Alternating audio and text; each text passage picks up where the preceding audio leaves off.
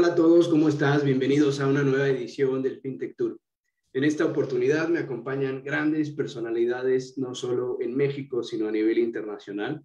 Vamos a estar hablando de un tema en boga que está revolucionando los mercados financieros últimamente y que trataremos un poco de comentar de cómo surgió, ¿no? Cómo llegamos a esta discusión y a esta dinámica y sobre todo qué es o cuál es la perspectiva que se espera en este contexto, no solo en México, sino a nivel internacional. ¿Qué podemos esperar de ello? Y antes de iniciar, evidentemente, este gran, me parece, panel que está lleno de mucho talento, me parece que va a ser una conversación muy rica. Me gustaría invitarlos a que se pudieran presentar. Si quieres, Angie, iniciar.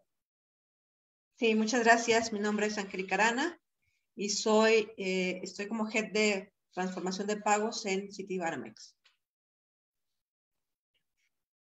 Hola, soy Muchas Carlos. Gracias, Angie. Carlos Arena. Muy bien, Carlos Arena, soy mexicano, trabajo en una compañía que se llama R3 y llevo trabajando aquí 5 años y medio. Es una compañía de tecnología, específicamente de blockchain empresarial. Albi. Hola, encantado, un placer. Mi nombre es Albi Rodríguez Jaramillo. Soy el Head of Ecosystem and Communities de LACchain, una iniciativa promovida por el Banco Interamericano de Desarrollo y su laboratorio de innovación en materia de blockchain para la región de América Latina y el Caribe. Excelente, muchas gracias a todos. Y me gustaría iniciar dando un poco de contexto, ¿no? La verdad es que nosotros, no lo voy a negar, ¿no? Somos pequeños geeks y nerds de estos temas, incluso, ¿no? Con Angie a veces bromeamos de que nos ponemos a coleccionar los papers y los estudios que salen, ¿no? Y nos ponemos a ver, oye, tú ya tienes sí, no, es que ya salió uno nuevo, ¿no? La verdad es que eso es algo que hacemos y hacemos casi todos los días que sale algo nuevo. Son temas que nos emocionan mucho, pero ¿cómo surge, no? Un poco a nivel internacional, el BIS, que es el Banco Central de los bancos centrales, ha realizado o ha venido realizando diversas investigaciones en donde más de 86 bancos centrales han preparado una especie de pruebas en torno a lo que se conoce como monedas digitales emitidas por bancos centrales. Eso lo teníamos como contexto internacional. En los primeros documentos México no estaba incluido, después, ¿no? Viene su inclusión. Y luego empezamos a ver cosas como ciertos guiños a la tecnología, por ejemplo, el 5 de febrero de 2021, ¿no? Agustín Carstens en la ITAM estaba presentando ejemplos de monedas digitales, hablando de temas como Bitcoin, de Diem, que era en aquel entonces la moneda o el proyecto de moneda digital de Facebook, ahora Meta, y algunos otros proyectos de los bancos centrales. Y resaltaba que era decisión soberana de cada país decidir cuál iba a ser el grado de anonimato, controles y ciertos temas de prevención de lavado de dinero y financiamiento al terrorismo. Y luego vemos de repente, ¿no? A fin de año, del año pasado, el informe anual sobre la ejecución de las atribuciones conferidas por la Ley de Transparencia y Ordenamiento de Servicios Financieros de Banxico, que en su página 66 presentaba con un título así de espectacular, ¿no? La plataforma para monedas digitales de un banco central. Y palabras más, palabras menos, lo que decía es que el Banco de México trabaja en el estudio y desarrollo de una plataforma encaminada a la implementación de una moneda digital, tomando como base las características que hoy ya posee la infraestructura de compensación y liquidación del SPEI. Esto fue retomado después por la cuenta oficial de Twitter de nuestro gobierno mexicano, ¿no? En donde decía que Banxico se preparaba para tener su moneda digital en 2024. Y a partir de ahí se inició toda una revolución mediática, ¿no? Porque a nivel internacional se entendió este mensaje como que Banxico y el gobierno de México estaba pasando de una ortodoxia y poca innovación financiera, en palabras de nuestro presidente Andrés Manuel López Obrador, a una revolución completa y absoluta en términos de las capacidades y posibilidades que se podían ofrecer desde un banco central con la moneda digital. Eso, insisto, nada más a nivel de contexto. Y para saber también un poco de lo que estamos hablando, las monedas digitales emitidas por bancos centrales, una definición muy general es que es una forma digital de dinero emitida evidentemente por bancos centrales, que es distinta a los saldos en cuentas transaccionales de reservas o de liquidación. Otra forma de entender las monedas digitales emitidas por bancos centrales puede ser como una forma de dinero fiduciario digital que es emitido por el Banco Central de cada país y por lo tanto tiene un valor de curso legal y de poder liberatorio. Esto es lo que se propone a grandes rasgos a nivel internacional. No son mis palabras, evidentemente, ¿no? Estas son las definiciones que se están manejando a nivel ecosistema. Y sobre eso me gustaría conocer sus reacciones y a lo mejor iniciar contigo, Angie. Nada más como contexto para los que son nuevos en este espacio, pues este es un espacio en el que lo que tratamos de hacer es una plática entre amigos, ¿no? Aquí no hay un guión preensayado, no hay ciertas preguntas que ya fueron preformuladas, más bien lo que queremos es, conforme se vaya generando la conversación, ir yendo de un punto a otro, ¿no? Y a lo mejor me gustaría iniciar con Angie, tú tienes toda esta experiencia que has pasado la mayor parte de tu vida en sistema financiero, en instituciones de crédito. ¿Cómo ves este nuevo movimiento, lo que pudiera ser una evolución del sistema de pagos de SPEI, que cabe decirlo, en su momento, y me parece que todavía la fecha es de los más relevantes a nivel internacional, ¿no? Puedes hacer conciliaciones en prácticamente tiempo real, cosas que otros bancos centrales del mundo, la verdad es que envidian, pero Angie, me parece que tú tienes muchísimo más elementos que yo para comentar un poco de contexto. Claro, pues mira, la verdad es que yo creo que era algo a lo que tenía que apuntar Banco de México. Tú y yo sabemos que durante mucho tiempo se resistió de este concepto, como que estaba muy metido en lo suyo, pero creo que efectivamente todo lo que ha estado pasando lo ha hecho girar su visión hacia esto, ¿no? Y la verdad es que ha estado comunicando a partir justo de hace un año estábamos tú y yo, ese día yo recuerdo claramente que tú ibas a dar una plática justo de ese tema en Banorte, en el programa de ingenio que yo traía. Y en la mañanita estaba saliendo la plática de Carsten en el ITAM, ¿no? Entonces hasta estábamos platicando de, oye, mira, acaba de decir esto, te paso el dato, ¿no? Y como dices, a partir de ese se vino una serie de comunicados y de comunicaciones de parte de Banco México al respecto, ¿no? Y Banco México había ya instituido un grupo consultivo de pagos. Y en ese grupo consultivo de pagos había varios temas. Y últimamente esta visión de pagos que tiene Banco de México lo está basando en 4 pilares, ¿no? Uno, pues ampliar la infraestructura del SPEI.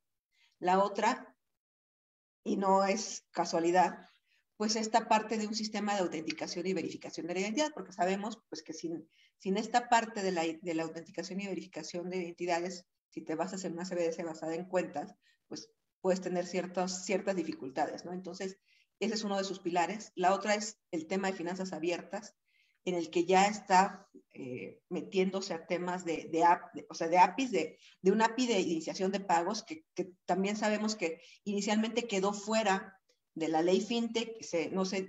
Estábamos hablando de que solamente la parte de Open Finance estaba enfocado a la pura consulta de datos, pero ahora Banco de México desde su rol como este garante del sistema de pagos ya está abriendo la posibilidad de tener una API de iniciación de pagos para que terceros pues usen su infraestructura de SPEI.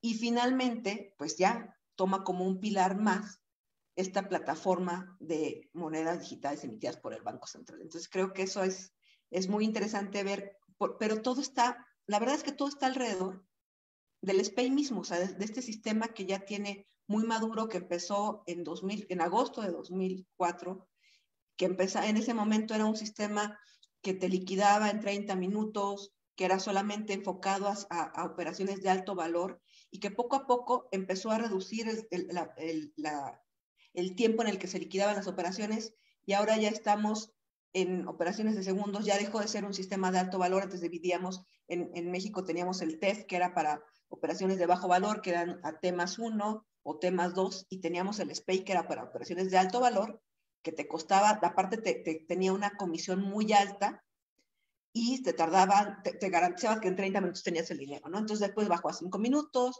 después bajó también las comisiones, hasta llegar a un CODI en el que ya hay 0 comisiones, en el que te espera la inmediatez como si fuera el mismo efectivo, y que no haya costo del uso de este mecanismo para operar, ¿no?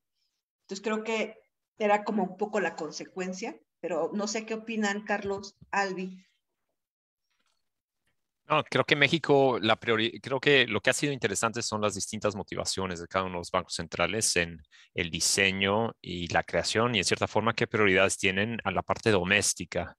Creo que SPEI, Carlos, lo mencionaste muy bien, es un sistema de pagos, digamos, inmediato, que muchos hoy no tienen. Entonces, también hay que entender cuál es la motivación o la necesidad de cada uno de los países para desarrollar y evaluar la que puede ser una moneda digital.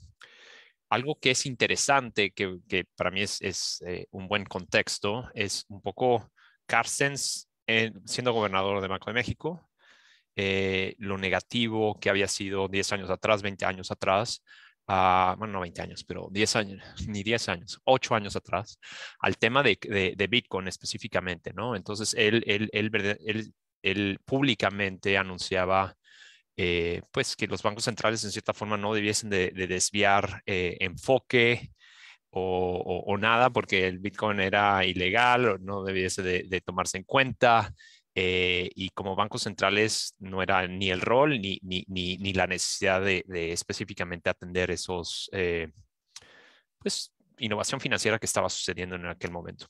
De ahí llega al Banco Internacional de Pagos, y siendo su presidente, un poco llega con esa mentalidad al banco, y creo que lo que forza un cambio radical en su forma de ser es Libra. Sale Facebook con una moneda estable, donde la adopción de la misma a nivel global es de billones de gente, billones de potenciales carteras electrónicas o billeteras electrónicas, que verdaderamente le pone un enfoque a que la adopción puede ser inmediata, y donde un banco central y o regulador puede perder La el relevancia. monitoreo, relevancia, y también el control, la regulación financiera, etcétera, etcétera. Entonces, esto está surgiendo de una entidad completamente separada, independiente, y la adopción va a ser, o sea, mañana nos despertamos y en nuestro celular va a estar el signito de pesos,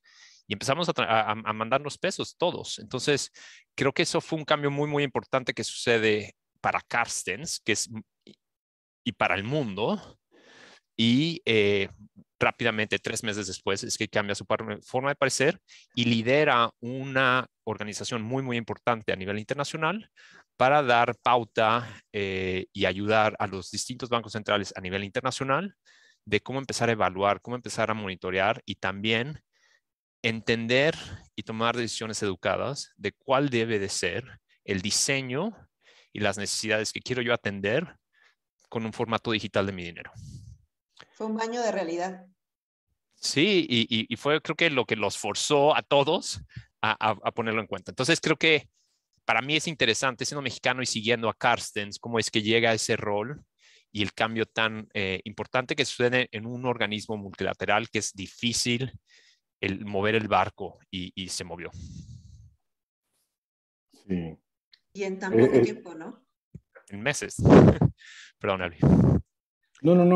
No, simplemente escuchando los que viendo un poco la perspectiva, un poco desde afuera, desde la región, y un poco también esta cantidad de cosas que están pasando. Desde noviembre, desde octubre del año pasado, estamos tanto del lado del BIS como de ahora ya la Fed, ahora a nivel de todo el equipo de reguladores en los Estados Unidos. Ha habido un movimiento muy importante de los efectos, no solamente de los procesos de consulta, que venían a mediados de año pasado siendo mucho más firmes a nivel de Bank of England y el Omnibus Account y toda la lógica que está empezando a surgir a nivel de Inglaterra, pareciera que el último semestre de este año que acaba de terminar, en los Estados Unidos hay una aceleración importante de cosas que se venían asimilando con mucha resistencia, pero que indudablemente también ese último ciclo del mercado cripto, en donde ya todos estamos acostumbrados a ver ya en los últimos 6 años de 2 momentos importantes de entrada y salida de muchos fondos y muchas ballenas buscando momentos especulativos más bien vinculados a temas de impuesto y su entrada y salida más que a un tema propiamente de adopción, pero que de alguna manera ya empiezan a hablar de trillions. O sea, ya empezamos a hablar de trillions y ya empezamos a hablar de un impacto y un proceso de adopción y de masificación diferente. Y yo creo que sin duda alguna, y aquí hablo puramente de forma especulativa, siendo tan importante para los Estados Unidos y para México la relación ambos países, esa ebullición de discusión y de reflexión que se viene dando, tanto por la consulta que se acaba de abrir a nivel de la FED, como por los componentes previos de todos los equipos reguladores, hace o puede haber hecho, hablando, especulando, el que se aceleraran más aún estos temas en un corredor natural receptor de esto.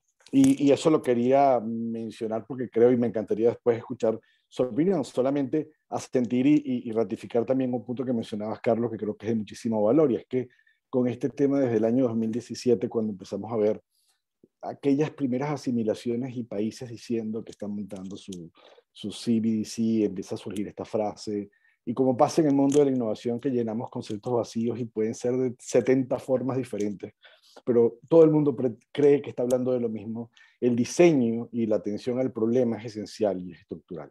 Y corresponden no solamente a realidades de sus marcos regulatorios, como lo ha señalado ya el Fondo Monetario Internacional en varias documentaciones del año 2020, sino complementariamente a eso, a cuál es el problema económico, dónde está el dolor que está viviendo el país en su sistema monetario, en su sistema de pago, etc. Y somos muy distintos. Y tal cual lo decían, o sea, no solamente es Pay en el caso, o sea, si ustedes se van a Costa Rica y tiene un sistema de pagos automáticos, que para Costa Rica no es un problema el tema de la automatización y de la inmediatez a nivel de los procesos de pago.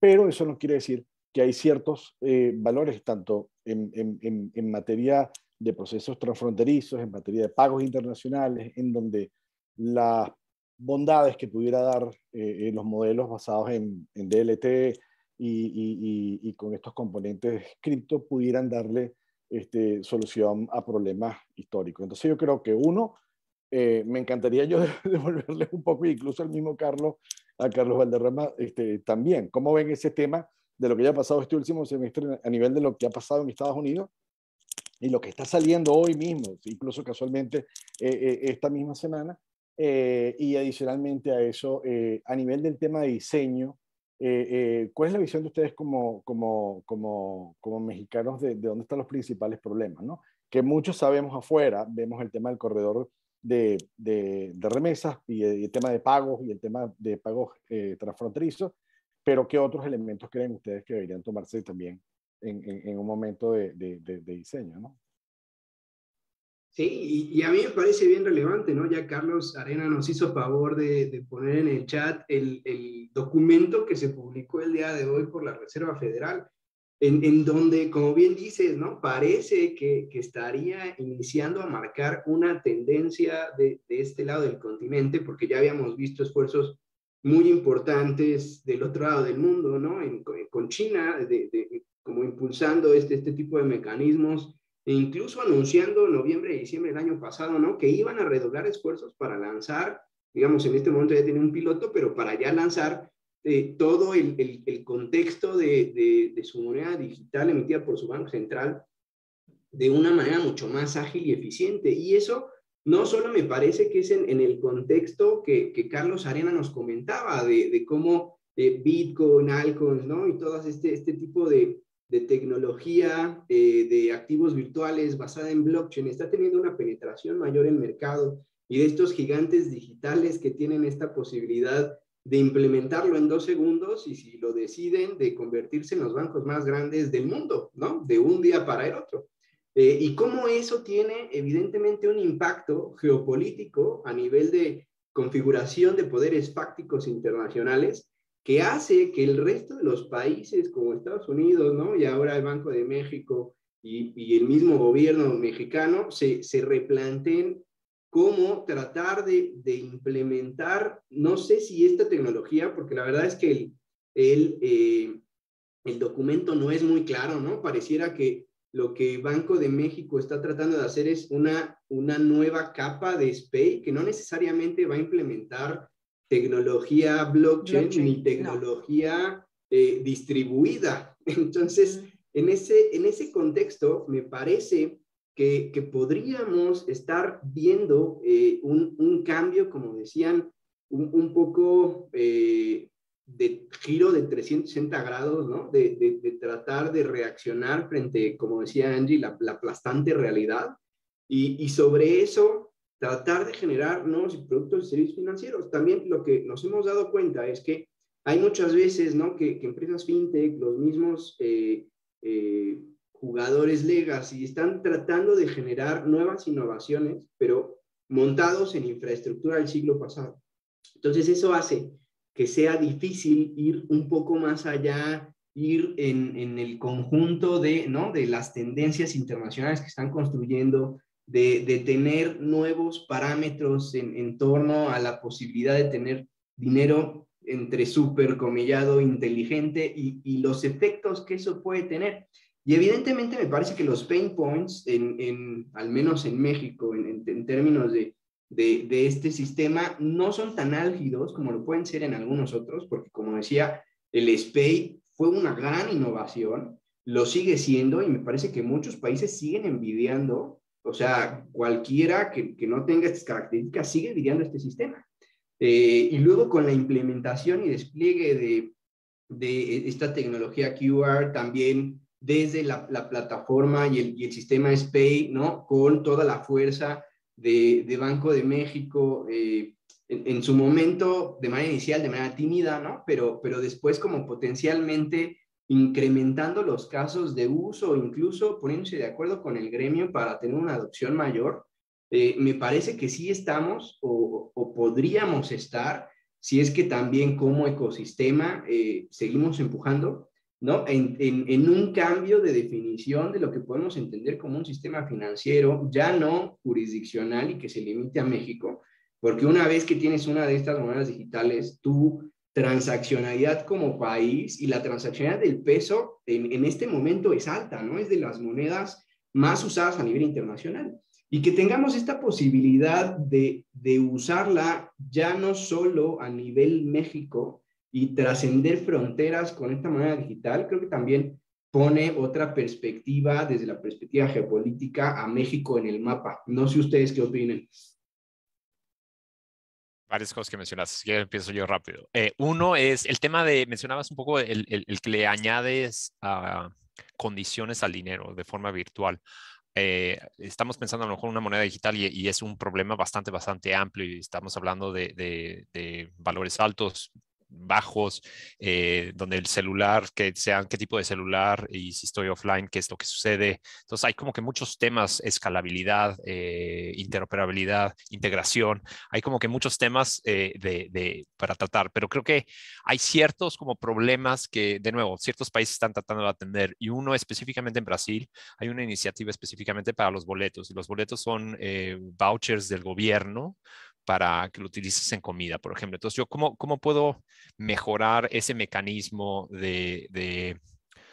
pues, monetario o social, como lo llamemos, donde yo pueda instruir a cierta valor que yo le transmita a X recipiente, que puedan utilizarlo solo en comida o solo en este tipo de tiendas y que se lo gasten en los próximos 3 meses? Entonces, es el tipo de cosas que hoy puedes eficientar y evolucionar un poco estos medios de pago y añadirles condiciones inteligentes, dado que es digital. Entonces, eso va por ahí. Creo que eso es un paso y no tiene que ser un real digital en Brasil específicamente.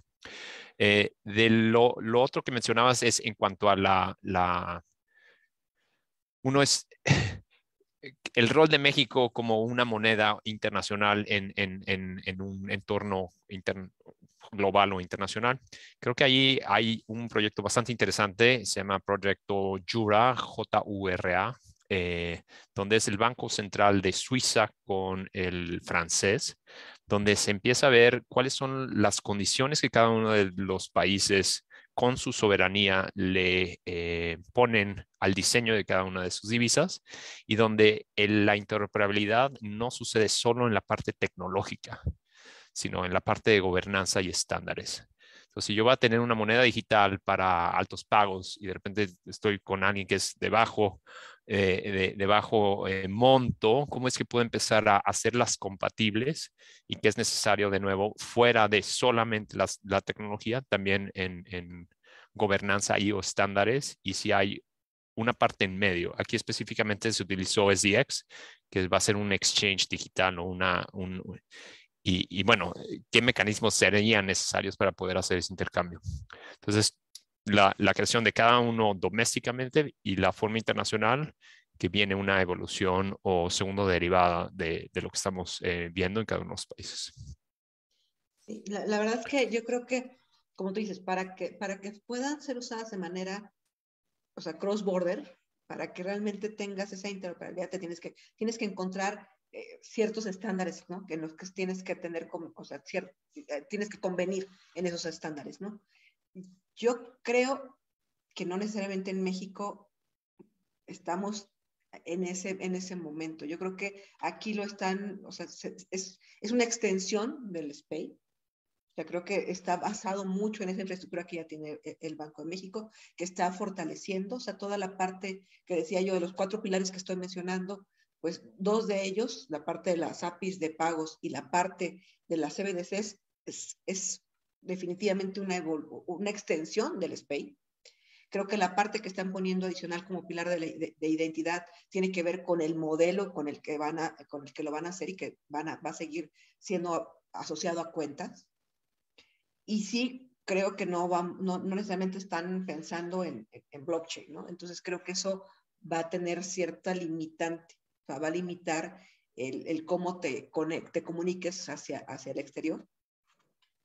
Pero es algo que ya está al menos, no solo en papel, lo que ya está haciéndose algo al respecto, y creo que eso es una gran diferencia como estábamos hace un año, simplemente. Y que se hiciera público, ¿no? Creo que también un paso importante es que si bien hay evaluación interna del Banco Central de distintas tecnologías, y lo vienen haciendo desde de muchos años atrás, pero habían sido bastante privados en sus propias evaluaciones y conclusiones de dichas evaluaciones y por primera vez lo hacen público. Albi, en cuanto a la identidad digital, ahí Albi tiene muchísima experiencia, sobre todo lo que sucede con Alastria en España y ahora con LACchain. ¿Nos puedes platicar un poco de cuáles han sido esas iniciativas?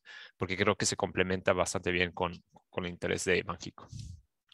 Sí, en el caso de LACchain, digamos, los esfuerzos, sobre todo este último año, han sido una concentración, primero, propiamente en los componentes tanto de gobernanza como de gestión de la red. Y a lo mejor, perdóname que te interrumpa, Albi, pero para los que son nuevos en el tema del LACchain, a lo mejor valdría la pena que dieras una especie de introducción de qué es, quién la impulsa, ¿no? Sí. ¿Qué están haciendo? Sí, muy brevemente, o sea, LACchain es un programa que nace ya hace 2 años y medio, promovido por el Laboratorio de Innovación del Banco Interamericano de Desarrollo, con la idea de poder generar el desarrollo del ecosistema blockchain en América Latina y el Caribe para casos de inclusión, que no necesariamente siempre es financiero, sino que pueden ser elementos de inclusión social, e incluso hoy vemos elementos que están vinculados con comercio internacional, que están rodando sobre la red. Y para esto, básicamente, es proveer una infraestructura, que no es que es una infraestructura, es un concepto, es un modelo, es un framework de infraestructura,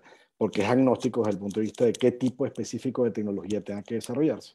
O sea, no tiene que ser nada más las hijas de Ethereum, o no tienen que ser nada más ni EOS, ni X o Y protocolos, sino que de alguna manera tenga unas características que permitan tener lo que ISO propone, que son redes públicas permisionadas. Es decir, redes que tengan una publicidad suficiente desde el punto de vista transaccional para verificar transacciones, pero que tengan niveles de permisionamiento que permitan de alguna manera cumplir con temas de legalidad y de liability y de accountability de qué se está haciendo con un marco de gobernanza. Entonces, en el marco de la red, propiamente dicho, ya hoy en día esta red tiene más de 130 nodos desplegados en toda Iberoamérica, en Latinoamérica, o sea, en Europa, en Estados Unidos, con más de 75 entidades corriendo nodos sobre la red, más de 70 proyectos sobre la red y más de 35 proyectos vinculados con inclusión, propiamente dicho, donde hay temas muy lindos como los que mencionaba específicamente Carlos con el tema de transferencias monetarias condicionadas, que son temas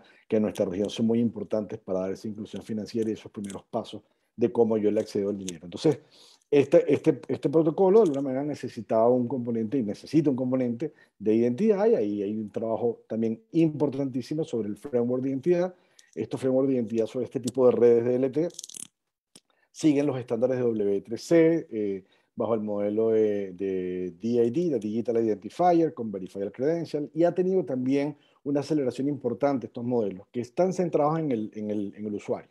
Entonces, un poco dándole a Carlos, esto va en línea y lo que vemos un poco como tendencia, no porque estemos nosotros de alguna manera promoviendo los modelos de Self-Sovereign Identity sobre este tipo de redes, sino que es la tendencia general, es que están centrados en el ciudadano y que la persona tenga control de su data y de su información. Estamos todavía en etapas tempranas, pero ya vemos casos y he iterado muchísimo la tecnología para que podamos tener protocolos en producción y en países como el Perú, por ejemplo, a nivel de Cámara de Comercio con certificados que son indudablemente necesarios para operaciones financieras, como el certificado, el registro único, un registro único que se genera para poder tener operaciones, o así como en países como en Colombia igualmente estamos trabajando con el tema de identidad soberana.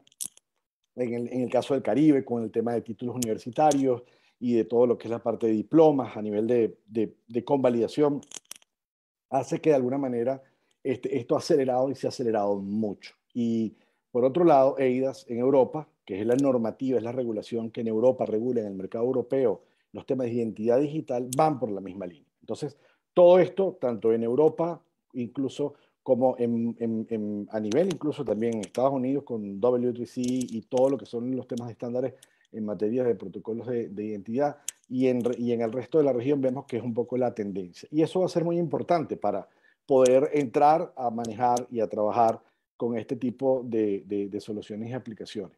Entonces, bueno, viene por ahí un poco la línea del trabajo que estamos haciendo y bueno, y con el apoyo de todos estos aliados que van desde organismos internacionales, startups, empresas.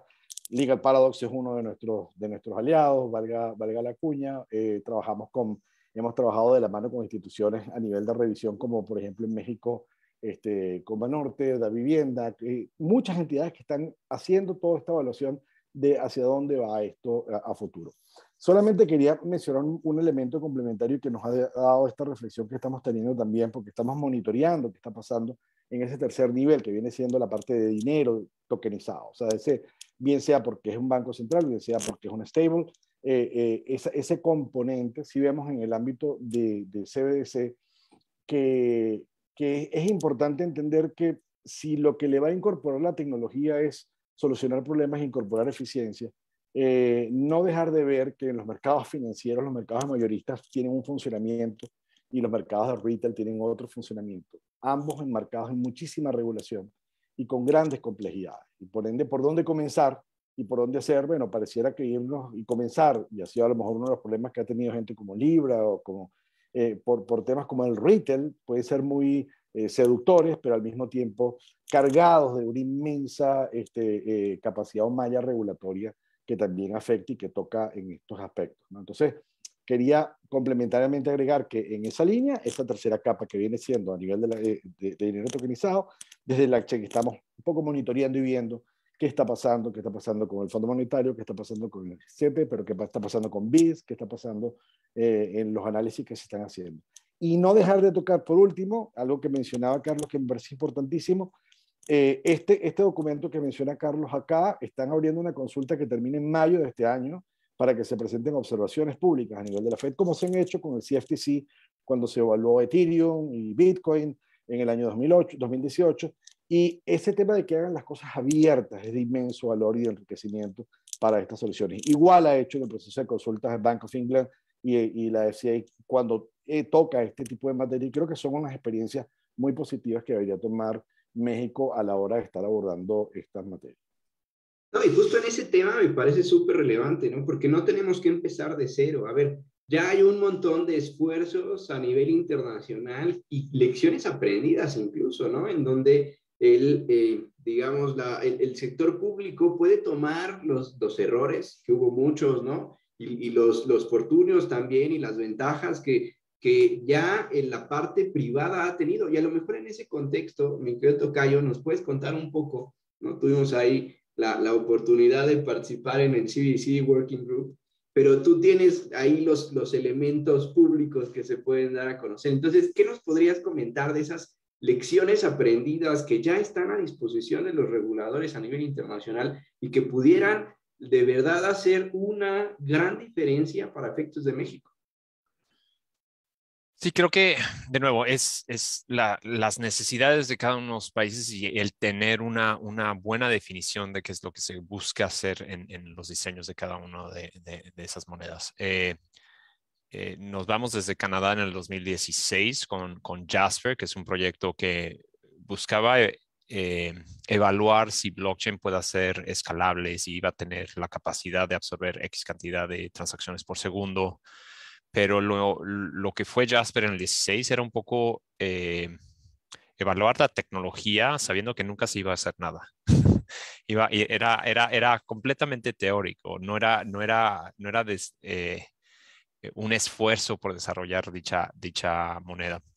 De ahí viene Singapur con Yuven, y Yuven empieza con una idea muy doméstica, que era emitir un instrumento financiero de Singapur, donde si creo el bono o el papel comercial o lo que sea, necesito pagar intereses y principal con una moneda digital. Y lo que busco como gobierno es que mi deuda se vuelva global e internacional y que cualquier persona pueda invertir en un bono de Singapur y por lo tanto exista mayor demanda por dichos instrumentos financieros. Y eso era la motivación, ese era el rol que buscaba Singapur. De ahí se van a que empiezan a hacer cross-border, de ahí se van a evaluar distintas plataformas para hacer lo mismo, para ver cuál es la que mejor lo ejecuta. Y hoy Singapur se convierte en un hub regional donde muchos de los esfuerzos están siendo liderados por ellos y mucho por este proceso de evaluación de pues, distintas pruebas de concepto que se han vuelto piloto y que, bueno, no están cercanos a producción, pero van en camino hacia allá. Y de nuevo, eran como que muchos en lo que se llama wholesale CBDC o montos institucionales, no necesariamente mayoristas, no retail o de uso general. El primero que se va a minorista es Suecia. La motivación de Suecia es que la gente deja de utilizar el efectivo. Esto antes de COVID. Y el costo de mantener efectivo en el sector financiero en Suecia es extremadamente caro para lo que la gente lo utiliza. Entonces, ¿cómo yo le añado capacidades al dinero que estoy manteniendo y tiene un costo para el sector financiero que compita con monederos electrónicos, sabiendo que hay un shift importante en cuanto a pues, las necesidades de los usuarios? De ahí viene Coca en Sudáfrica, que es más hacia retail, etcétera, etcétera. Brasil específicamente, mencionaban ustedes areneras. La arenera, ya hay una arenera para el Real Digital, se llama Lyft. Hay una ventana, se abrió creo que el 10 de enero la ventana específicamente para proponer casos de uso. Los casos de uso son tanto domésticos como internacionales y es un ambiente abierto, sancionado por el Banco Central para atender y responder a distintos casos de uso. Entonces, creo que esa apertura es muy, muy importante y donde Brasil está aprendiendo de otras areneras como el BOE en Inglaterra, que han tenido pues buenos resultados y éxitos. Y algo así podría hacerse en México, por ejemplo. Agregarte, Carlos, ahí viendo el documento hoy de la FED que salió hoy, entonces lo tenemos que que ver un poco las referencias de World Bank sobre el uso del efectivo mencionados al caso de Suecia. Pasó de 33% hace 8 años a 10% en utilización del cash, y igual los Estados Unidos de 40% hace 8 años a estar manejando hasta el 2020 19%, y China un 13% del uso del cash. Es decir, acentuando un poco lo que estás mencionando, sobre que esa es otra realidad mandante, que la transaccionalidad digital está siendo cada vez más necesaria. Y no dejar de mencionar que todo esto que los reguladores insisten en los riesgos que tienen que ver con riesgo de liquidez, riesgo de contraparte, los riesgos vinculados a gobernanza, son reales, existentes y de completa importancia dentro de todo este tema, sin pretender parar o limitar la innovación. Entonces hace mucho más compleja toda esta dinámica para que efectivamente esto vaya caminando hacia donde esperamos, ¿no? Y yo creo Creo que esa que... parte, perdóname.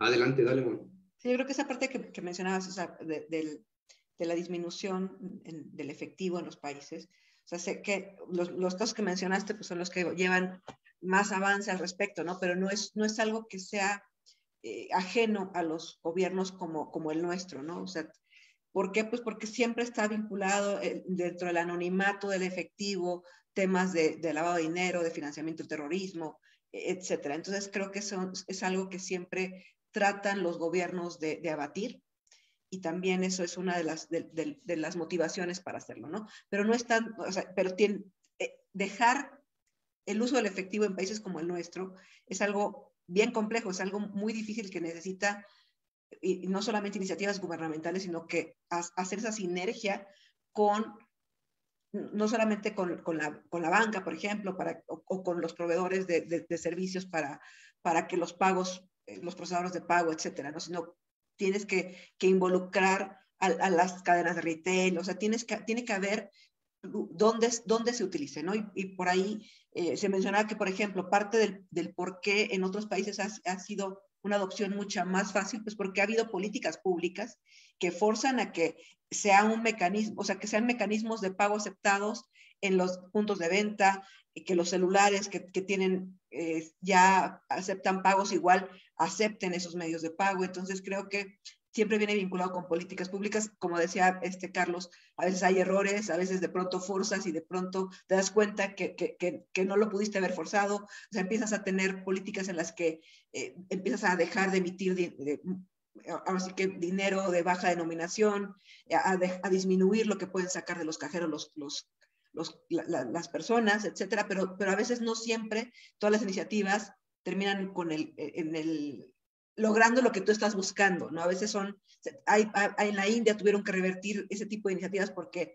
hubo otro tipo de problemáticas asociadas, ¿no? Entonces, tenemos varios escenarios que se han presentado en diferentes partes del mundo, y estos hubs de innovación que están recolectando todas estas experiencias justo capitalizan lo que está ocurriendo.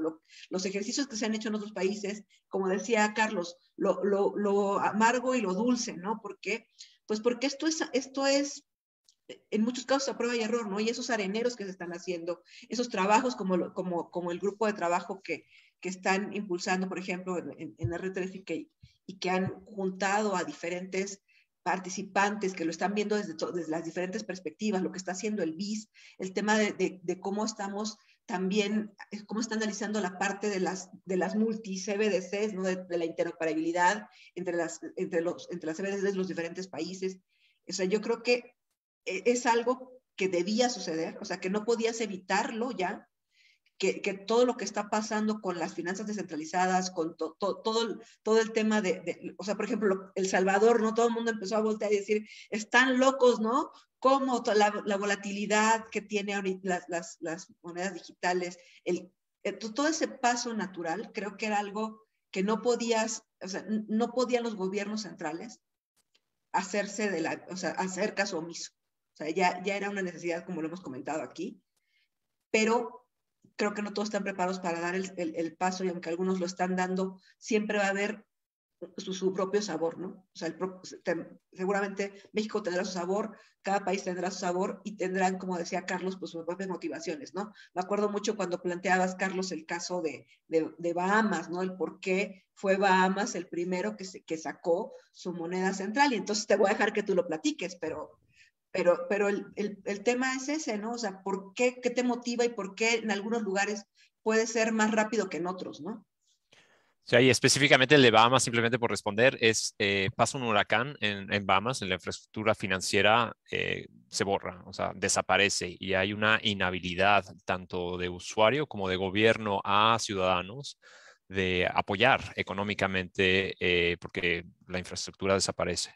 Y lo que buscaron es hacerla más robusta, donde puedas tú enviar dinero en forma para una catástrofe de forma digital. Y esa era la condición inteligente que le añadían a su dinero. Y un punto ahí creo que es importante también recalcar, porque no solamente son proyectos, mencionaste El Salvador, Angie, y ya está. Y creo que lo que a mí se me hace súper interesante, puedes decir perfecto, malo, lo que sea. Simplemente que el cambio de la ley Bitcoin en El Salvador, creo que es en mayo, una cosa así, y son solo 6 meses lo que se le da al sector financiero en tener un nuevo legal tender. No sé, ahí Carlos Valderrama, ayúdame con cómo se dice eso. Pero donde le das Moneda de curso legal. moneda de curso legal y la aceptación del Bitcoin. La, la, la reacción inmediata para los bancos centrales es yo tengo que tener que aceptar Bitcoin, tengo que poder dar Bitcoin, tengo que tener X cantidad de la moneda, cómo es que cambio mis estados financieros, cómo lo voy a mantener o lo voy a tener que cambiar todas las noches a dólares. Este tipo de decisiones para las instituciones financieras en El Salvador sucede en menos de 6 meses. Y creo que es un punto muy, muy importante, dado que no va a ser un plan donde poco a poco van a ir moviéndose las cosas. Creo que rápidamente el cambio puede ser radical, casi inmediato, digamos 6 meses, pero donde no es un proyecto. Esto está sucediendo en El Salvador. Entonces creo que es lo mismo en las Bahamas, donde es un poco, es diferente. Aún así, cómo es que tengo que cambiar la infraestructura financiera de los países para cambiar al sistema de pagos de forma 100% digital o de forma digital. Entonces, es proyectos vivos, no teóricos. Sí, creo que al final el cambio viene y viene con todo, ¿no? Yo creo que la pregunta es en qué medida vamos a estar abiertos. Y me parece que esto es una feliz coincidencia, ¿no? Que se interpretara que este discurso o esta pequeña parte del reporte de Banco de México que fue retomada por el gobierno de la República, que fuera una CBDC, eso hizo que se generara un montón de discusión y se escribieran un montón de notas y artículos al respecto. Y eso me parece otra vez que abona, ¿no? A lo que pudiéramos tener en México y a lo mejor, ¿no? Me quisiera yo aventurar que igual y termina siendo no solo una nueva capa de spray. No lo sé, ¿no? Esa sería un poco mi apuesta, aunque la veo un poco lejana. Pero en ese contexto, el tiempo apremia, me parece que ¿no? se nos queda un montón de cosas en el tintero, pero sí me gustaría pasar a ver, Moni, si tenemos algunas preguntas del público para no dejarlas ahí. Claro que sí. Buenas noches a todos. Bueno, aquí tenemos una pregunta de Fabiola que dice, pero asumo que no es simplemente emitir una CBDC, sino preparar todo un mercado digital para ello. ¿De qué dependerá el éxito de una CBDC? Rápidamente, adopción. Sin adopción no funciona. Y creo que ahí simplemente recalcar, hablábamos de motivaciones, específicamente en China, la gente hablaba de que era simplemente para poder competir el yuan con el dólar en cuanto a reservas internacionales. Nosotros lo que vemos es que es los monederos, es Alipay y que son la adopción extremadamente rápida y donde el gobierno buscaba mayor control en transacciones financieras. Y hablábamos de identidad unos minutos antes, y ahí se van al total control de todas las transacciones financieras y donde el efectivo deja de ser anónimo. Yo creo que, aparte, perdóname, Albi, lo tomo rápido, yo creo que la adopción no puede ir sin la aceptación, porque justo el problema de cuando no tienes O sea, cuando tu forma de aceptación es limitada, o sea, cuando no tienes no se acepta en todos los lugares, entonces no se adopta. Yo creo que va vinculado necesariamente con que tengas políticas para que haya aceptación, así como puedes pagar con efectivo en la tienda de la esquina, hasta ese nivel tendrías que llegar para que realmente haya adopción, porque si solamente puedes en ciertos puntos de venta, no lo vas a lograr. Y es un poco lo que vimos con Cody, ¿no? Y su evolución. O sea, de repente estábamos en grupos de trabajo cerrados de 6 personas y luego se empezaron a generar un poco más de pilotos, ¿no? Y había esta interoperabilidad entre, oye, a ti te sale el código, ¿no? ¿Cómo lo hacemos? Ayúdame a resolverlo, ¿no? Como trabajando alrededor de ello, quedó perfecto entre bancos y de repente, bueno, ¿y luego qué hacemos con esto, no? Porque no había una comunicación clara desde Banco de México y tampoco desde los participantes de cómo se podía utilizar. Y luego vimos como una evolución en términos de comunicación y en términos también de adopción, y empezamos a ver que de repente, ¿no? En el súper ya estaba la pancarta de, oye, aquí puedes pagar con Cody, sin más explicación, ¿no? Y eso cuando alguien que pues, no tiene nada que ver con el sistema financiero llegaba y lo veía, pues, ¿qué es Cody? Primero explíquenme, ¿no? Y luego empezamos a ver ahora sí, pues una campaña mucho más masiva, ya me parece que pues, por ahí, o sea, va, primero, como decían, generar los incentivos correctos para que los usuarios, no solo los usuarios, sino también las entidades adopten ese sistema, ¿no? Y que gradualmente se vaya cambiando esa mentalidad. Pero perdóname, Alvin, vas a decir algo. No, era solo mencionar que sumar a lo que ha mencionado Carlos y Jenny, que esa confianza y esa adopción pareciera que pudiera venir marcada o depender mucho de un buen diseño que responda literalmente a la idiosincrasia y a la realidad y a los problemas efectivos y específicos que tiene una determinada jurisdicción para funcionar esto. Y que de alguna manera pretenda ordenar la ejecución de los problemas y no decir, bueno, voy a resolver todos los problemas de un solo golpe, sino que de alguna manera pueda plantearse un tema progresivo como se está viendo, ¿no? Entonces yo creo que el tema de diseño es muy importante y ahí rescato también eso que mencionabas tú, no tener que inventar la rueda, ver qué está pasando en otras partes y ver los malos diseños. O sea, desde el 2008, desde el 2018 tenemos diseños malos. O sea, tuvimos una cosa que se llamó Petro que no respiró, no logró salir, porque se pensaba que podía tener respaldo sobre una cesta petrolera, pero al mismo tiempo no eran unas reservas mineras y no era un stable, sino que era una CBDC. Era una cosa muy parecida a lo que es el diálogo del régimen del señor Maduro si entra en la política, ¿no? Hablando simplemente de cómo podemos medir hoy qué ha pasado 3, 4 años después. Entonces, pero fue un buen ejercicio, fue el primero que se trató de instaurar, o sea, creo que... No, se instauró, porque obligaste a los venezolanos a tener un estado a la banca, a decir, usted tiene que reflejarme en sus estados de cuenta, que esto se necesita, pero cuando el diseño es inoperante, cuando no responde a un tema de políticas públicas con lógica, cuando existen otra cantidad de incompetencia e ineficiencia, bueno, pasan las cosas. Entonces, adopción, esa confianza viene como consecuencia de que nuestros policy makers estén de alguna manera entendiendo las mejores soluciones para nuestros problemas, ¿no? En cada jurisdicción. Y la otra es que sea costo cero. O sea, realmente es hoy pagas en efectivo y no tienes costo, ¿no? O sea, tiene que ser costo cero, porque si, ¿qué haces cuando estás, cuando quieres pagar con tarjeta y si quieres pagar con tarjeta te quieren cobrar un porcentaje extra para que al comercio no le cueste la cuota de compensación? Pues no lo usas. O sea, prefieres no comprar lo que quieres, ¿no? Entonces tiene que pasar lo mismo con esto. Tiene que tener características equivalentes al efectivo. Sí, y aunque eso por es ejemplo... para el costo cero para el usuario, ¿no? Sí, y de nuevo, Adelante. otra nueva bondad o cualidad. Por ejemplo, en Bogotá te subes al taxi y te dicen, ¿tienes DaviPlata? Y si no tienes DaviPlata, no te subes al taxi. Y es que no quieren que les des efectivo para que no lo roben.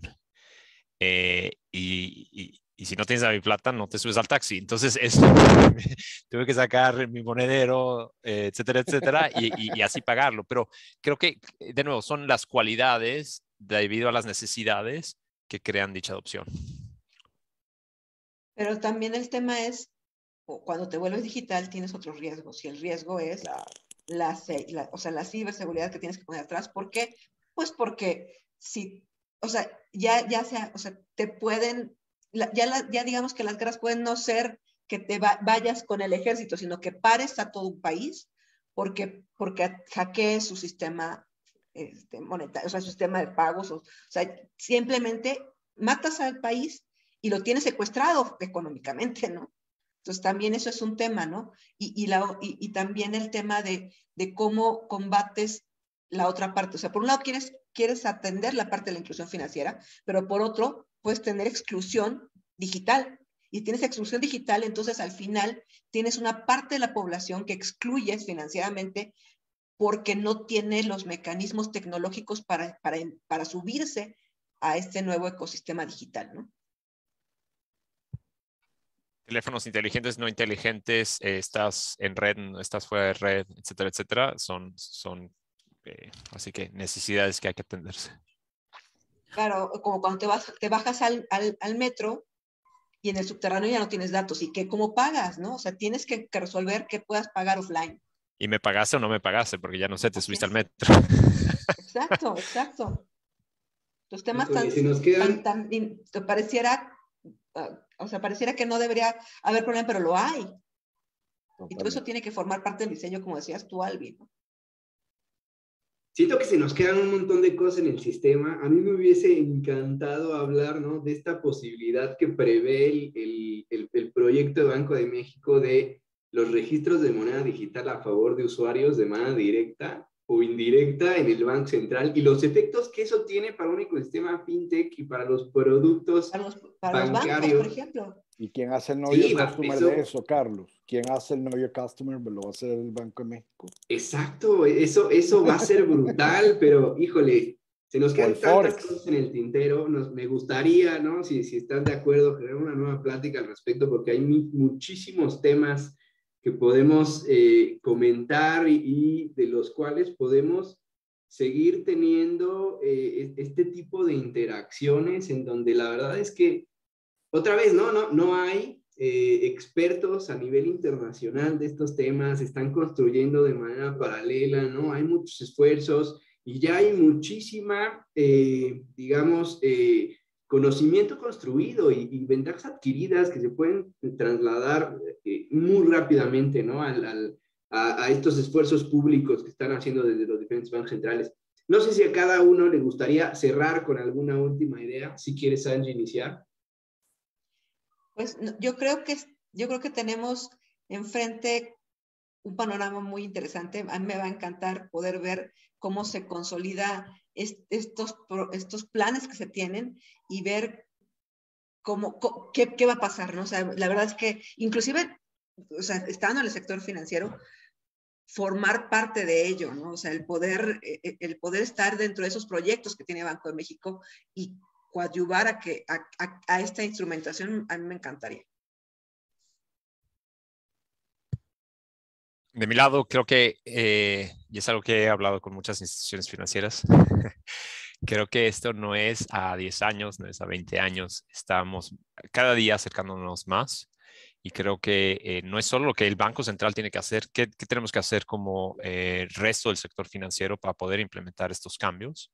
Y donde no va a ser inmediato. Entonces hay que empezar a educar a áreas de cumplimiento, áreas de legal, áreas de integración, etcétera, etcétera, para poder llegar a eso. Entonces, empecemos ya, desde ya, Banxico no tiene que sacar ningún anuncio, hay que hacer mucho trabajo desde antes en muchísimas de las instituciones, tanto instituciones financieras, procesadores de pagos, y los mismos donde se aceptan dichos pagos. Entonces, hay trabajo por hacer y que todos nos eduquemos y que sepamos. Así que, Carlos, te agradezco mucho de tener este tipo de llamadas tempranas, no cuando el anuncio salga y tengamos que correr para entender qué tenemos que hacer. Yo me quedo con las palabras de Carlos de no reinventar la rueda y de aprovechar el camino recorrido, bueno o malo por otros.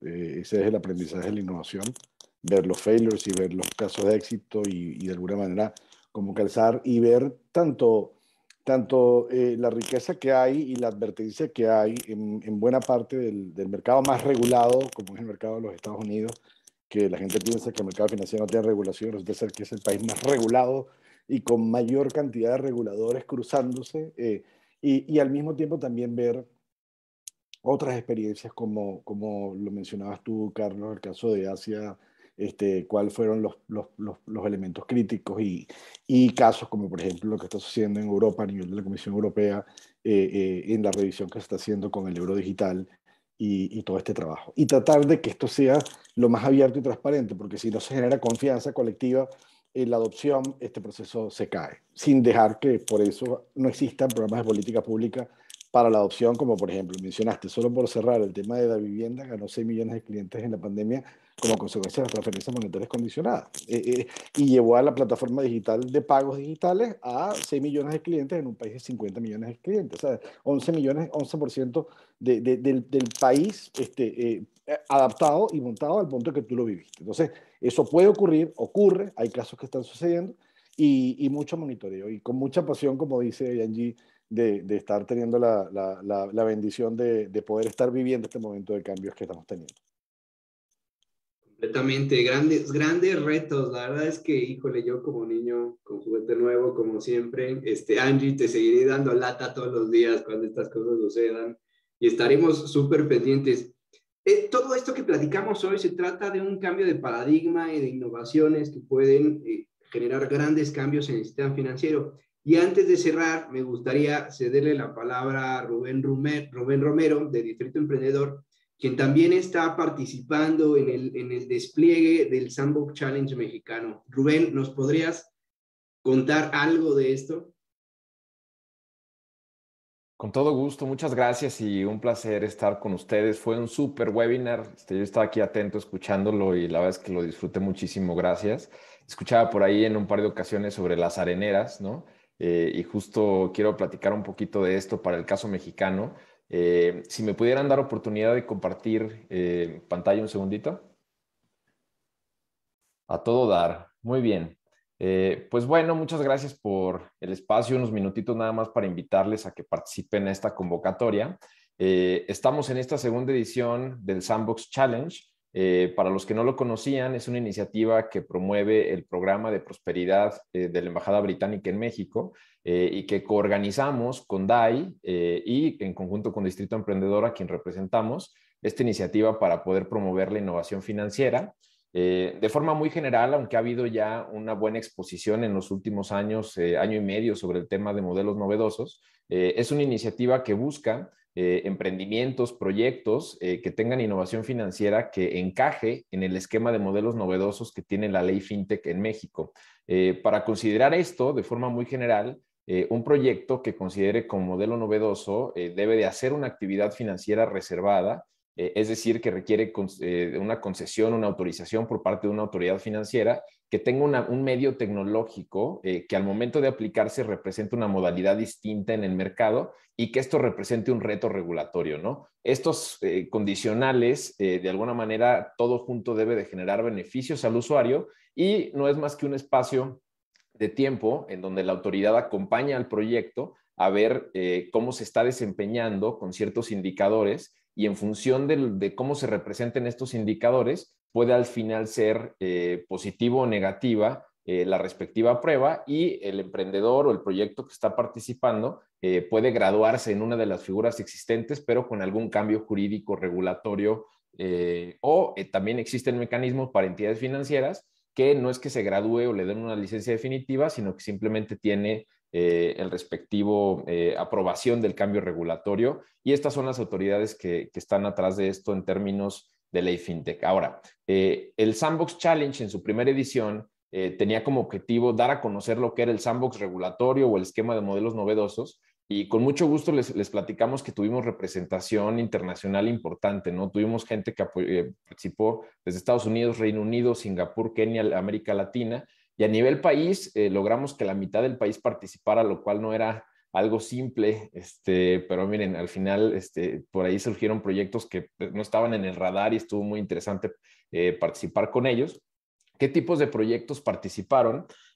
Tipos de tecnologías cruzados con ciertos tipos de actividades financieras. Por ejemplo, ahorita platicaban sobre blockchain, hubo proyectos en ese sentido, inteligencia artificial, diferentes maneras de aplicar tecnologías de información, big data, contratos inteligentes y machine learning, y estos aplicados, actividades financieras como transmisión de dinero, intermediación de valores, captación, entre otras. Y de alguna forma, cuando vimos esta combinación y cómo nos fue en la primera edición, haciendo un diagnóstico, hicimos algunos cambios y adecuaciones para que cuando llegáramos a esta segunda edición pusiéramos en la mesa cambios específicos, ¿no? Mayor presencia internacional, estamos apostando por hacer participar más América Latina en este tipo de proyectos con un enfoque que es internacionalizar proyectos de América Latina que ya operan y que puede ser un mecanismo de probar el mercado mexicano.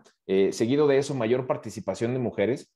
Hicimos un esfuerzo importante en la primera edición y no logramos superar 25% de los totales de proyectos donde eran registros de mujeres o participación. En la final no logramos que participaran, ¿no? De estos proyectos. Entonces ahorita estamos haciendo una estrategia específica de invitación directa para que tengamos mayor participación.